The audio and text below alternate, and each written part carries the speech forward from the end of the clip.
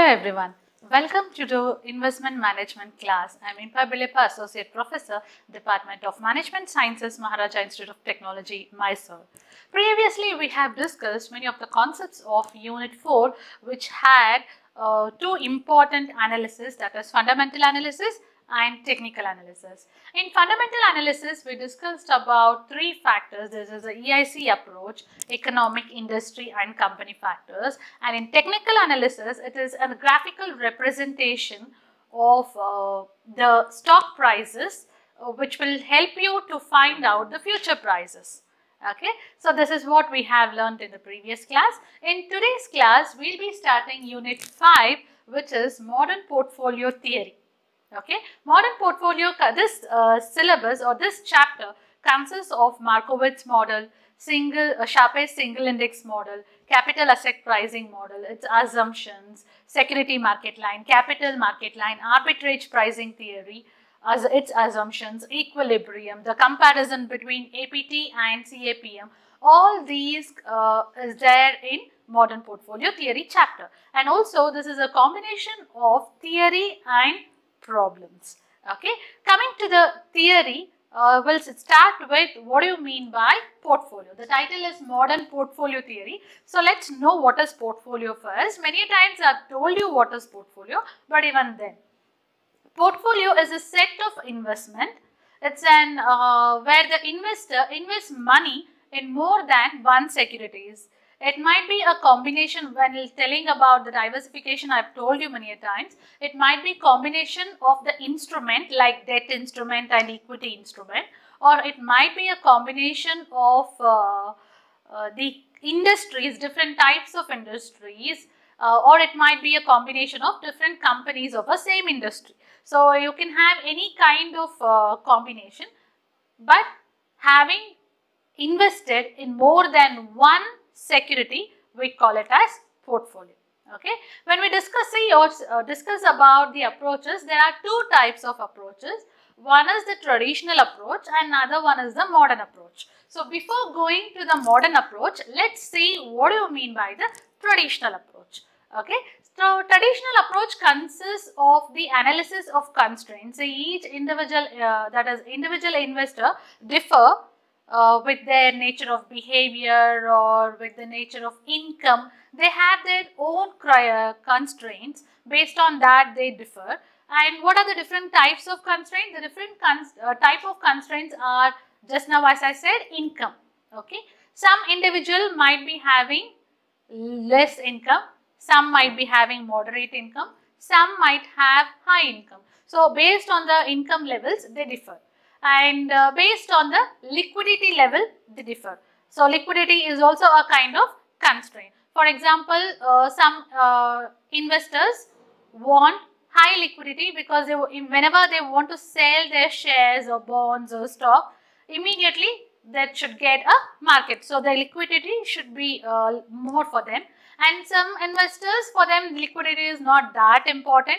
Okay, as like whenever they can wait until they want to sell their asset. Okay, and time horizon must be a constraint.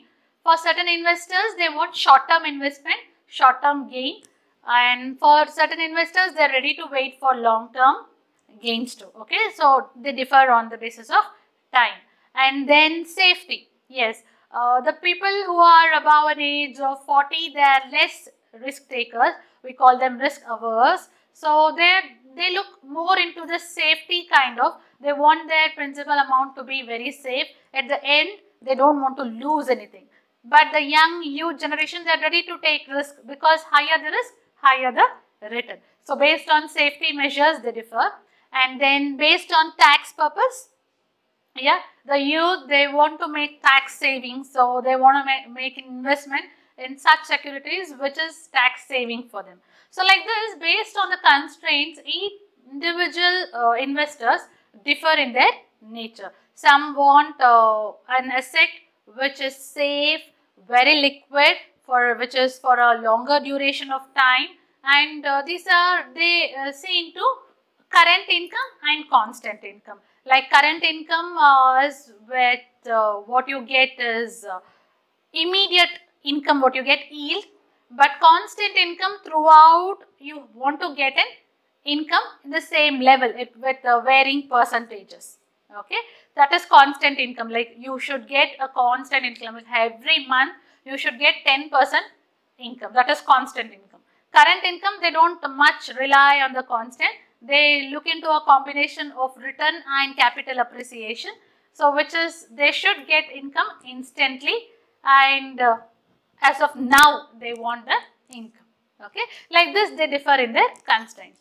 Based on the constraint, they determine the objectives. They, in the sense, the investors. The investors determine the objectives. So objectives in the unit 1 also 2 we have discussed. There are different types of objectives, like some investors want current income. I just told you about the return and capital appreciation. Immediately they want an income. And certain investors, they see the growth of the income, like the income has to grow. Like first year, first month or first week, you get 5% income, then next 6, then 7, the income should keep on growing. Okay, that will be their objective. And certain investors, their objective will be capital appreciation. The buying price and the selling price, the difference between that is the capital appreciation. Always the selling price should be higher than the buying price. The difference between the buying and selling price should be more, that is capital appreciation. So certain investors look for that, and certain investors look for the preserving of capital, like they should not lose their principal, they should not lose their capital, the capital amount should be safe, that is safety. Okay, based on the constraints, they determine their objectives, and after they determine the objectives, they select the portfolio based on the objective. So how do they select the portfolio? They select the portfolio by making an analysis of risk and return. So complete entire second unit is about the risk and return. So how did we calculate the return and standard deviation to calculate the risk? Like this, we need to calculate the return and risk and identify the securities which has got higher return and lower risk. So we'll plan around 5 to 10 stocks, a bunch of stocks which are having depending on your objective, high risk or low risk, high return or low return. Depending on your objective, you are going to shortlist 10 companies. Minimum is 10, which I have said, 10 or 20 or 30 companies, depending on your investment amount, depending on your objective, you select n number of companies. So n in the sense depending on the objective. Okay, n can be anything, 5, 2, 6, 11, 15, can be anything. Okay, so based on the risk and return analysis, you are going to select n number of companies, and that will be on the basis of diversification. So diversification, I have told you, diversification can be on the basis of stock or bond. The investors who are willing to invest in a security which should be more safe, which is having constant income, then they go for bonds. Investors who are looking for high return, capital appreciation, these investors go for stock. So this is a combination how you diversify, that is on the basis of diversification, stock or bond. Or else the diversification can be on the basis of only stocks they would like to invest, that is only stocks in the sense that is different industries combination or different company combination. So based on that they can invest. Like this they put a selection portfolio, and once they select, make an investment based on optimum portfolio, that I will tell it later. So these are certain steps which need to be followed in traditional portfolio theory. Okay, let's move on to the modern portfolio theory. So modern portfolio, it's where we also call it as Markowitz theory. So here maximizing the return of the investor could get their investment portfolio considering risk involved in the investment. So here we are not completely trying to eliminate the risk, which we can't do, but we are trying to minimize the risk by maximizing the return. Okay, we maximize the return and will build such a portfolio that the risk involved in the investment is less. Okay, modern portfolio theory, it asks the investor to consider how much risk should one make an investment that will have an impact on the entire portfolio. ಎಷ್ಟು risk ತಗೊಂಡ್ರೆ entire portfolio ಮೇಲೆ impact ಆಗುತ್ತೆ. That is what we are finding out in the modern portfolio theory. So there are lots of theories in the modern portfolio theory, one of which we are going to learn is Markowitz model. Okay, why is it called Markowitz? Harry M. Markowitz is the person who brought in this concept. That's the reason it's called Markowitz model. Okay, it's a new concept of risk measurement and its application on the selection of portfolios. While selecting the portfolios, you make a measurement of risk and you apply this formula in order to see this strategy in order to see how much risk you can bear in order to invest in the portfolio, like comfortably invest in a portfolio or which does not change your income in the portfolio. Okay, that is what we are looking at. He started with an idea of risk averse. So there are three categories of people: risk neutral, risk averse and risk taking. Risk taking are the investors who love to take risk. Risk neutral are the investors who are very much in the neutral stage. They are okay with higher risk, they are not okay with higher risk, they are okay with the lower risk and they are not okay with the lower risk. So they are in the neutral position. And then you have risk averse people. Risk averse investors are the investors who does not like to take high risk. Okay, so he started with the idea of that, where he is concentrating on the risk averse people, of the risk averse of an average investor and their desire to maximize the expected return at the least risk. So what is their objective? What is Markowitz objective? The Markowitz objective is to minimize the risk and maximize the return. Okay, at a certain level of risk, maximizing the return is the objective of Markowitz.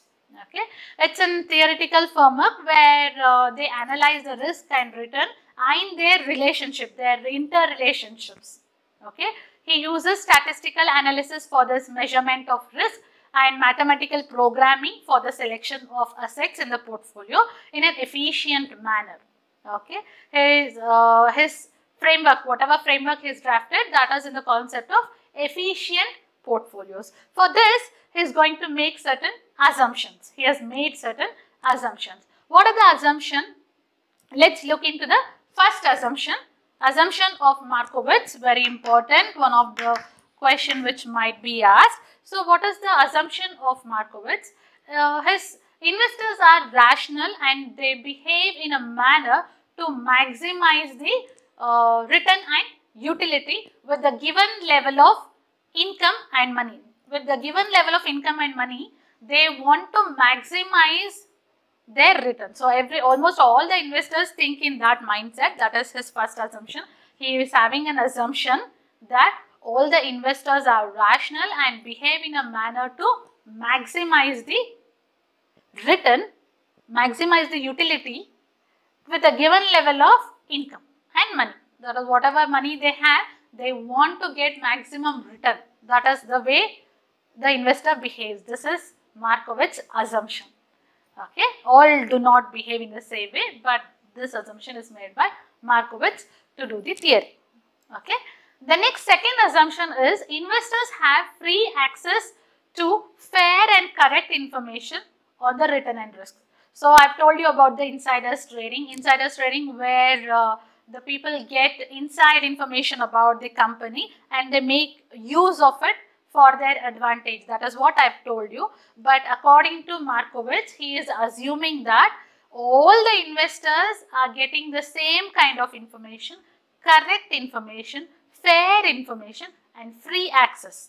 Means everyone need not pay money to get the information. It is free access. Everyone are equally getting the information about the company's market and everything. Okay, that is the second assumption. Third assumption is making is the markets are efficient and absorb the information quickly and perfectly. Okay, the third assumption is he is saying that the market is very efficient. Okay, there is no loopholes in it. It is very efficient, and whatever information is known to the market, it is equally reacting to it, quickly reacting to it. Okay, like if the information is negative, then the market comes down. If the information is positive, then the market goes up. Okay, this is how he is assuming. Okay, the fourth assumption is he is saying that the investors are risk averse and try to minimize the risk and maximize the return. So, what is the fourth assumption? He is saying that all the investors, they are risk averse, they do not like to take risk, and so they like to minimize the risk and maximize the return. So, this is his fourth assumption. Next, fifth assumption. So, fifth assumption he is making that all the investors base their decisions on the expected return, variance or standard deviation, that is nothing but the risk concept, and return means it is mean, risk means it is standard deviation or variance. Based on that only on these two what do we say, statistical analysis, the decision is based. That is his fifth assumption. Okay. The last assumption is investors choose higher return over lower returns for a given level of risk. Okay, that is his sixth assumption. So, he is saying that if, for example, two stocks are given, A and B. Okay, so two stocks are given. So, A is giving, we'll say this is return, A and B, two stocks are given, this is 1 and this is 2. Return is 13% and this is 15%. So, obviously, which stock do you choose?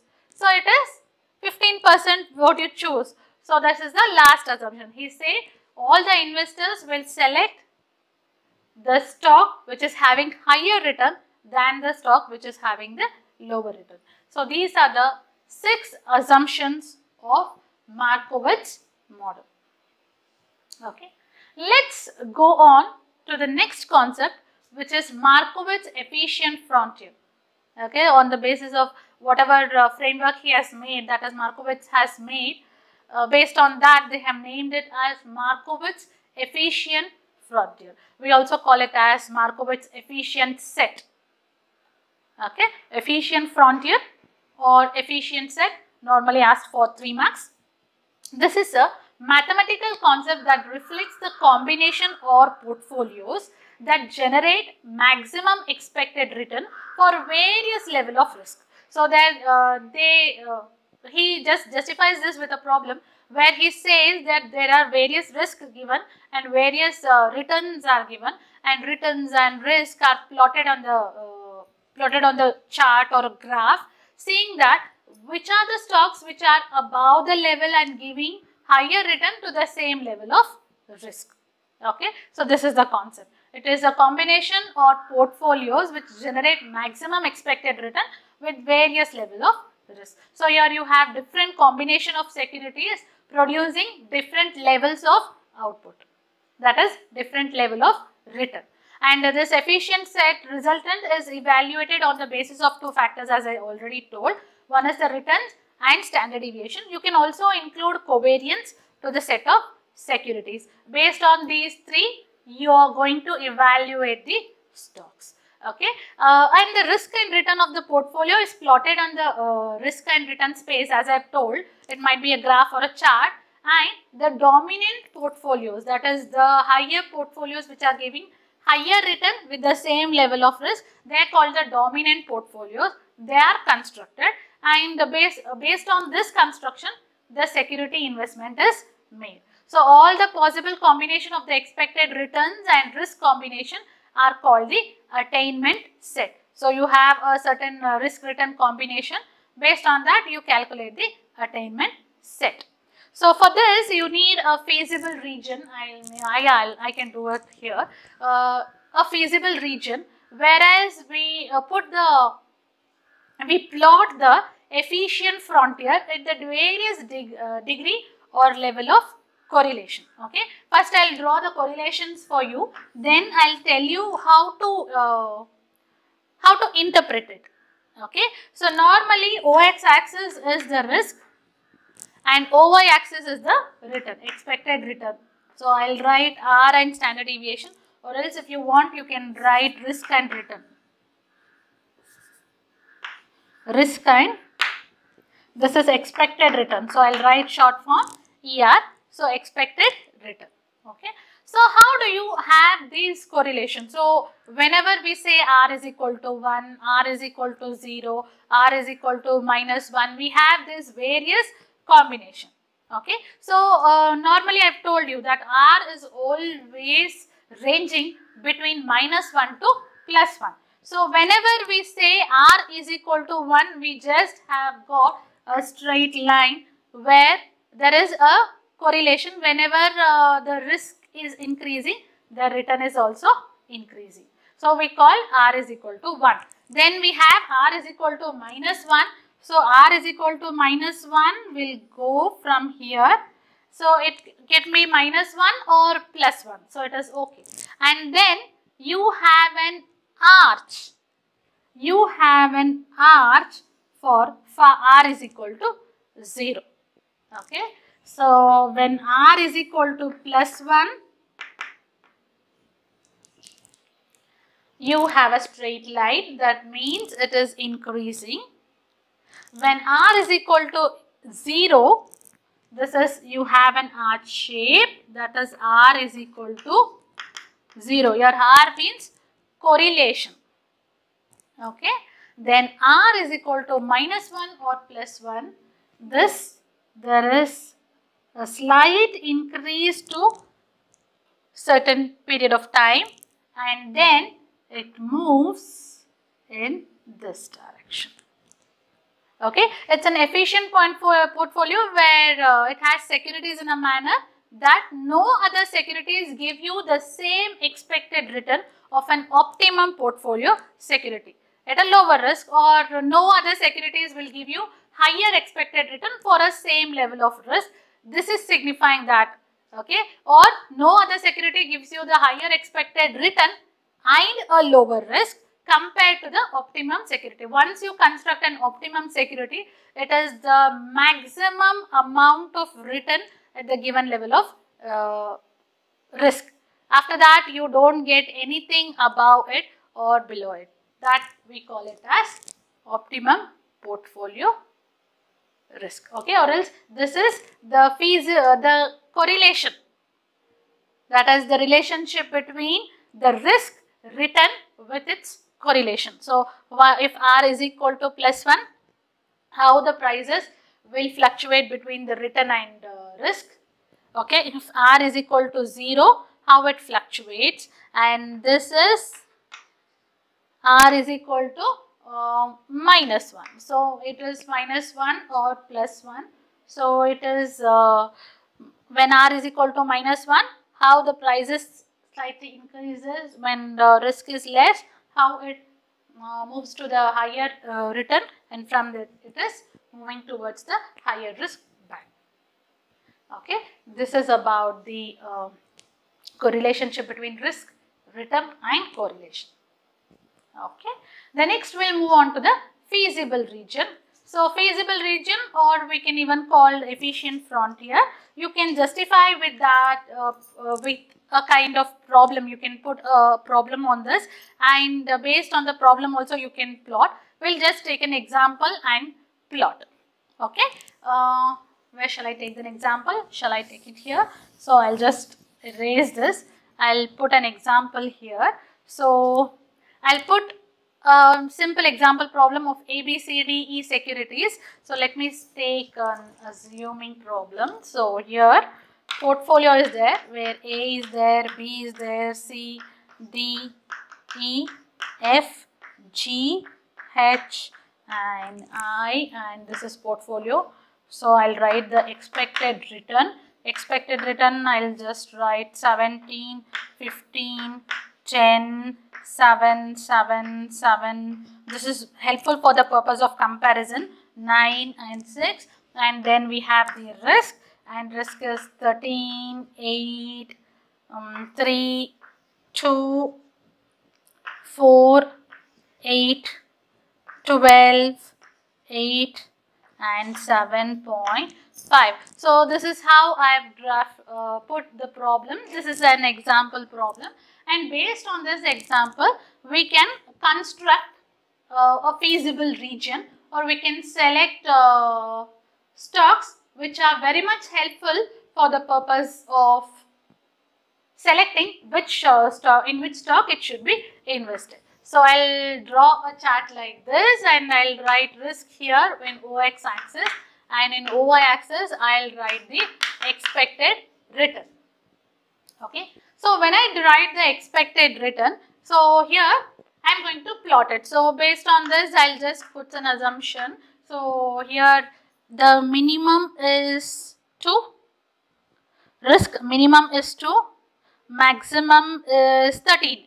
So on a scale of 2 I'll go 2, 4, 6, 8, 10, 12. Here also I'll go on the basis of minimum is 6, maximum is 17. So I'll put from 4, 6, okay, 4, 6, 8, 10, 12, 14 and 16. So I'll just extend till here. Okay.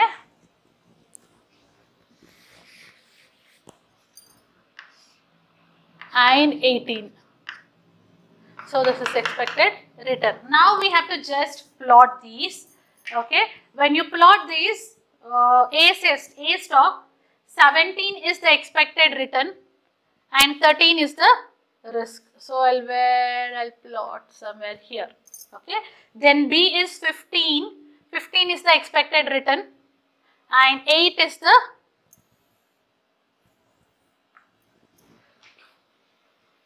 I'll plot here. This is A and this is B. And next is 10 and 3. 10 and 3. Somewhere here I'll plot. This is C. Then D is 7 and 2. 7 and 2. This is D. Then I have 7 and 4. 7 and 4. This is D, E. Okay, next is 7 and 8. So 7 and 8, that is F. Then I have G again.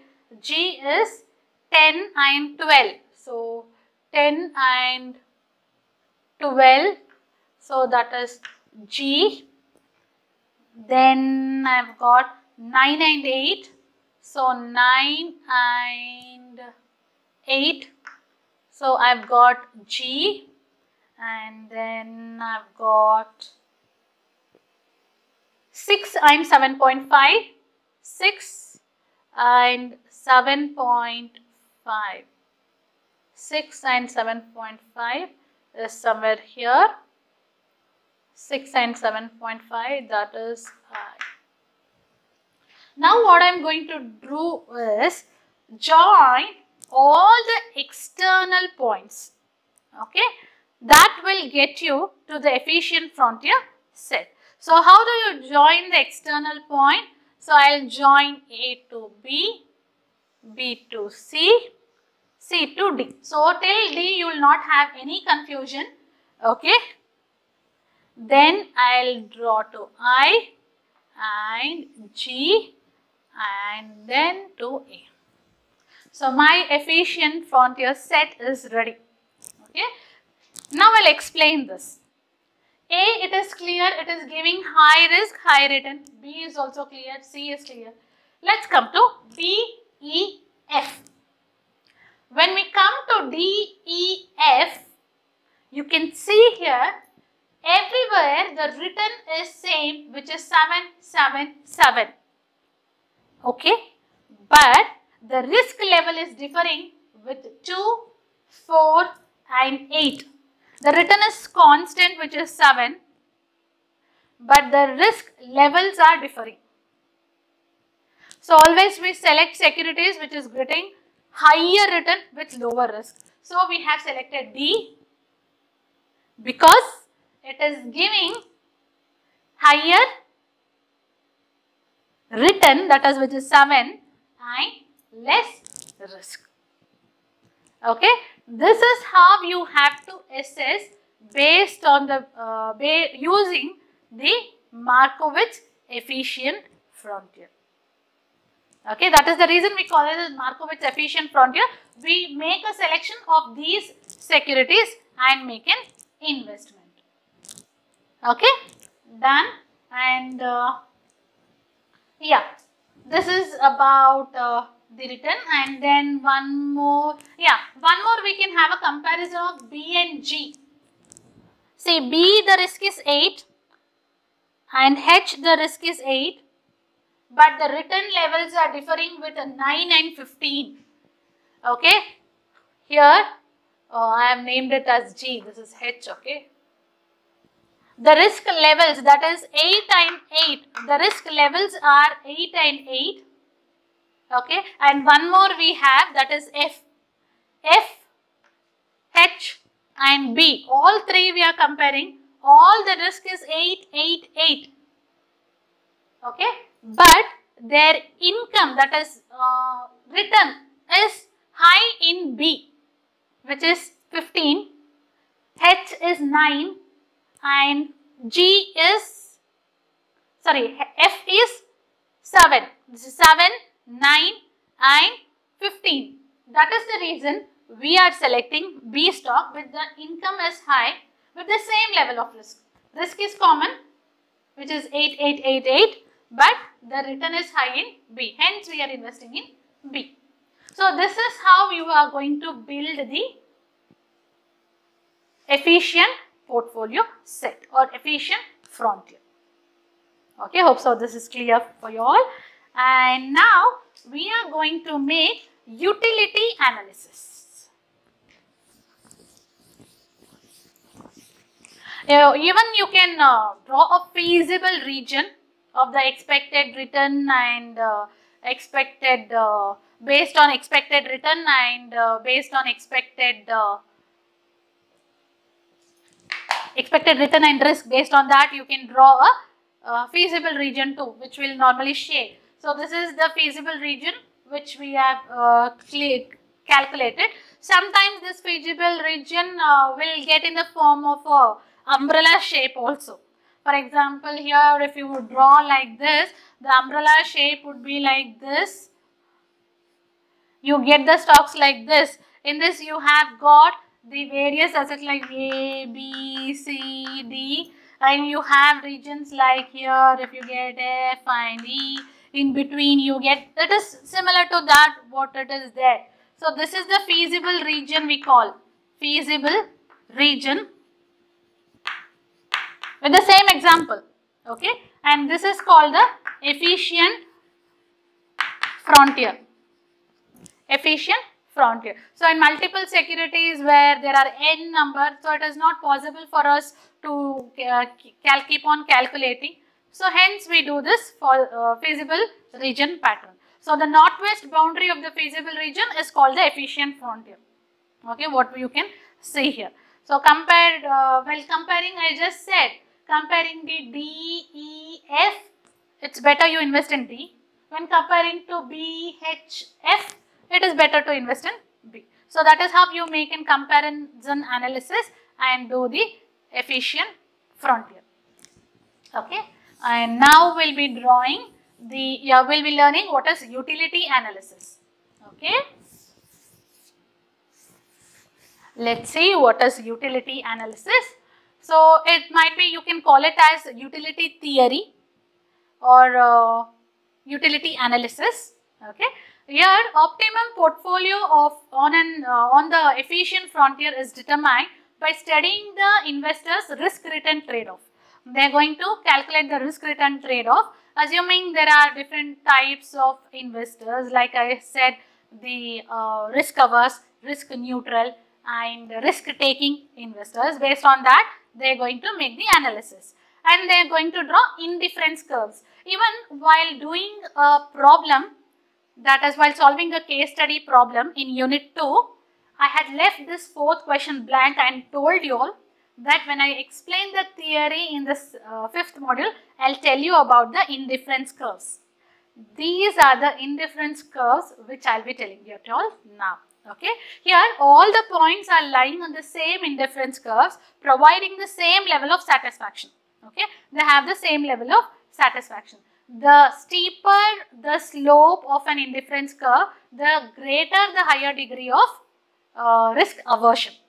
Okay, the steeper the degree of slope, the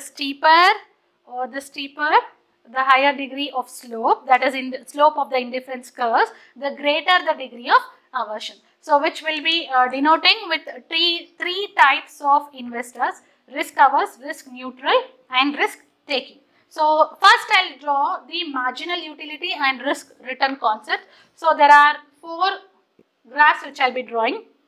Always keep in mind here I am drawing the concept of marginal utility and return. Hence, I will be placing the return here, and here I will be drawing the marginal utility. Okay, here the marginal utility is where you've learned that Apple, the diminishing marginal utility law. In the same way, you can see the utility curves. So, at the point which it intersects, that we call it the maximum utility which a person gets.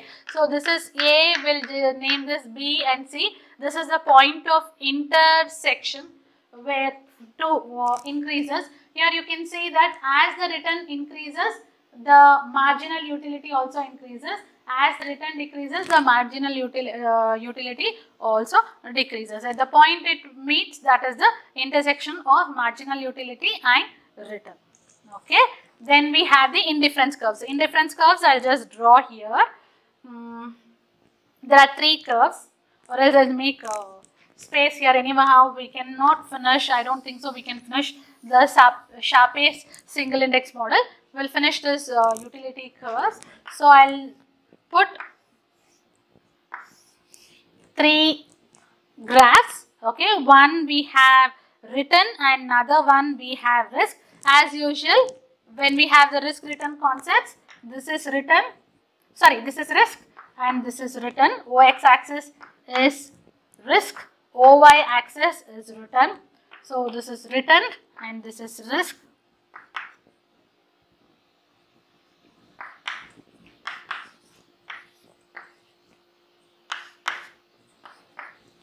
Okay, first we will be taking about the risk taking, or we will take the risk fearing. Okay, risk fearing, or we will say risk averse. Okay, risk averse. So, risk averse. So, these are the people. I will first draw the lines and then explain it to you what it is. Okay, then these are the people risk averse. So, here I will write risk loving, or the people who like to take more risk. Okay.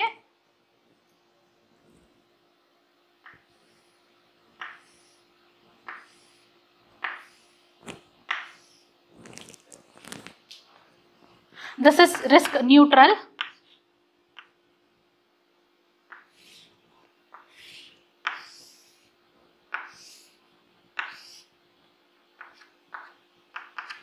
Okay. Now, as I have drawn all the 3 charts, here you can see that whenever we say risk averse, people who do not like to take risk, okay, they normally concentrate towards the return. They want maximizing return for a slightly increase in risk, but to a minimum. Okay, that is their concept.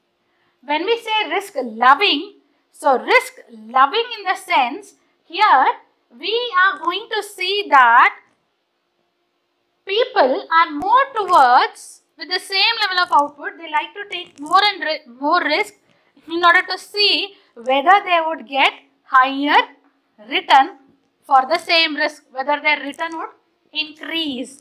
This will be an increasing order. Here you can see they love to take more amount of risk even though they are getting the same amount of return. Okay, so they are risk loving, they love to take risk.